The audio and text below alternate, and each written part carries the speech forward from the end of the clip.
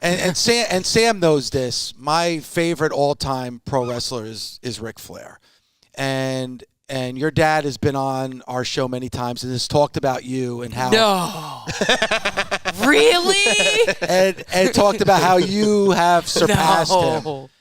And at the same time, at Raw 30, I almost wish that he didn't introduce you, because I feel I really do feel like it almost felt like a disconnect at this point in your career. Like he's gonna bash you on his podcast next. Yeah, that's fine.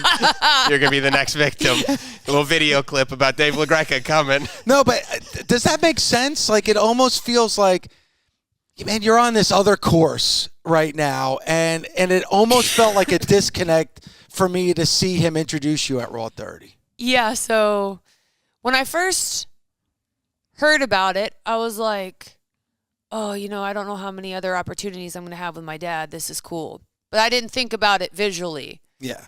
And then it happened, and then I went home, and I sat on the couch with Manny, and we were kind of talking about,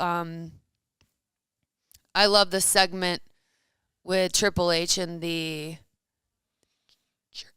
And the Imperium? Yes. Yes. Love the segment. Kind of like the passing of the torch idea, and with Taker or whatever, and I just looked at Manny and I was like, ugh, I had my dad. And Manny was like, yeah, I know, it felt weird. Like, watching, he was like, yeah, I wasn't needed. Like, yeah, I was like, I know. I was like, not that I love my dad. No, and I love your dad. It was kind of like his music played, and I had the same music. Like, I don't know, like, it's not about loving him or the idea, but of course. But we both kind of like, it's funny that you said that. We both kind of sat on the couch and we were kind of like, that wasn't as cool as it was supposed to be. Maybe like 4 or 5 years ago. But that's the thing. Like, 4 or 5 years ago, the perception of you was different than it is right now. Yeah. Like, I think there's a lot of people that don't even connect the two Not at this anymore. point. Yeah. Yeah. No. I bet there are people watching now that have never even seen a Ric Flair match that are watching Charlotte. Well, you know what? Anybody that's listening right now that hasn't seen a Ric Flair match, the I Quit match between Terry Funk, okay? That's the one. That's the one to watch. No, but they might have seen him smoking weed or in a rap video. That's true. Dad, you're the coolest dad ever. Yeah. But I'm like, he's so mainstream though. Like, people know who, but they don't 100%. They don't associate like Ric Flair. Like, I'm no longer that daughter. No, and you know it's crazy. It's like there's certain total different, 2 different things. Yeah. Like, it's like when Ric Flair was at the height of his popularity. You were what, 35?